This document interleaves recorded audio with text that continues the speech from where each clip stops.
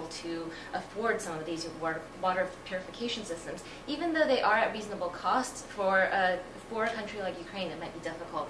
So one of the things that we actually thought about was something like Mama 86, which is a nonprofit organization, and they were founded based on mothers who came together wanting to provide clean water for their children. And so one of the things that we actually considered was actually selling these ozone generators to organizations such as Mama 86, and so then they could actually distribute them as they see fit.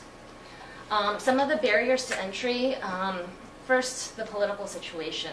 It's going to be very hard to get investors in really getting investors in on having these ozone generators. And so the investors are definitely going to be a huge barrier. And then next, exporting these ozone generators as well as maybe importing them to other areas, that might be a barrier as well. Next, as I mentioned earlier, the economy and the high initial cost will definitely be a problem. And then we're also talking about an unknown product as well as low brand awareness. The product is really unknown. When we actually initially researched this, we just did a quick Google search on ozone generators, and we were able to find very little information about it. And then also CAP itself is a relatively unknown organization. And so based on that, will people be willing to put in the high cost to cover this? It seems like it might be a little bit of a gamble. And then lastly, there's the potential patent problems. And so even if CAP were able to get a patent in place in the United States, it might not necessarily be effective in Ukraine, especially given the political problems. And so given these patent problems, Ukraine might not necessarily be the best place to enter. And next I'm going to hand it over to Quan. Thanks, Catherine. So in terms of competitive assessment, we've identified 4 competitors that we think could pose a problem in terms of CAP and KIP acquiring market position. The first 2 are Dynotech and the Chinese imports. Dynotech currently produces an ozone purification system, but their product is priced at $4,000, whereas our product is only priced between $500 and $800. In addition, their product is very outdated. It's not as portable and not as efficient as the product that CAP is currently producing. That also applies to the Chinese imports, whose product, again, is very outdated and not as efficient. In addition, there's the direct substitute of chlorine products. Chlorine products have been around the market for a while, but chlorine, as we all know, leaves a smell, and it doesn't purify as safely as the ozone purification system does. Lastly, there's bottled water. We know that bottled water is everywhere, but again, you can't fill a swimming pool with bottled water. You can't feed a municipality with bottled water, whereas our system is more reliable, it's more versatile, and offers more usability for those consumers. In terms of potential marketing strategy, we've identified 3 possible routes that CAP-KIP can take. First is the partnership, which they are currently doing. This provides a very good position for both CAP and KIP, because CAP can enter the market and KIP they both can bring something to the table. KIP is familiar with the government, they're familiar with the environment, and CAP has the technology, so they combine resources and go into a partnership. Next, we have the license agreement, where we believe that CAP can just go in and license the technology. They wouldn't have to worry about the manufacturing, they wouldn't have to worry about the promotion, and they wouldn't have to worry about the actual production of the product.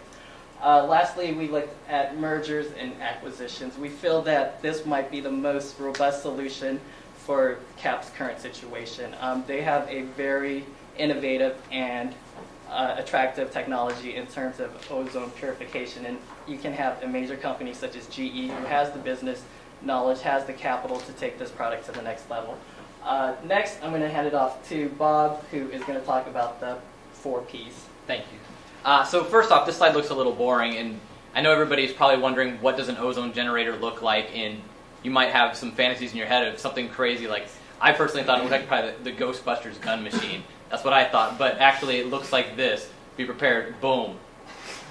It's a metal box. So really the product, you're not going to be able to sell what it looks like. You're not selling a metal box. You're selling clean water. You're selling saving money over the long term.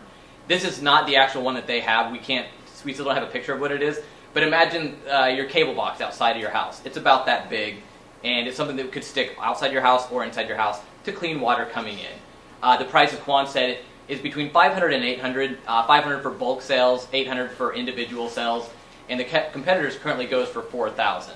So that's the product and the price. More importantly with this product, I think, are the next two, which is the place and then the promotion. First place, I thought it was interesting to look at, they said Ukraine and then of course former Soviet Union. So within the Ukraine and the former Soviet Union, I took into account quite a number of countries, but these are the ones I came up with that seemed like viable options. And you see right up here, these are the ones that I would really recommend.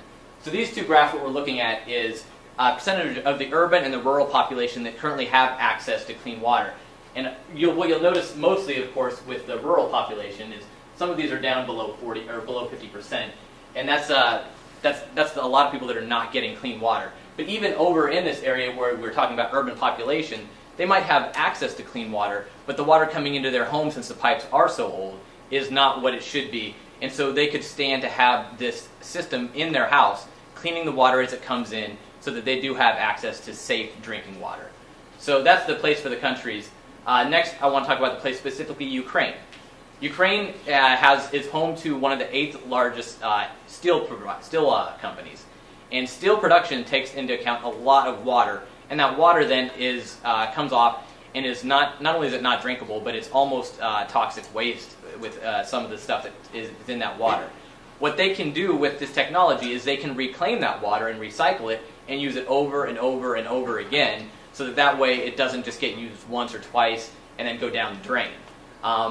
They can use this and then they can save a lot of money there. So that's the place in Ukraine. The next one is a place in Ukraine as far as their farmland.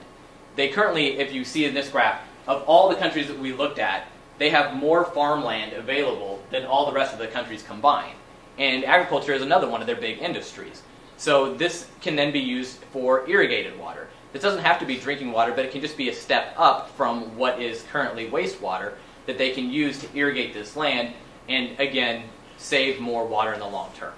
So that's a place within Ukraine. Finally is promotion. If you remember, I said that we're not selling the box, we're selling clean water. So what they need to remember is that they need to educate the buyers and educate the industry as to why this technology, why this is going to benefit them. And educating them will come in the forms of course, safety reasons, but then, of course, cost-cutting measures. And as we mentioned, working with some of the different groups, there is other groups like Global Medic and Red Cross that would be interested in technology like this so that they can bring clean water to areas that are along the coast or possibly areas that are along rivers and offer people in those rural areas, offer them clean water.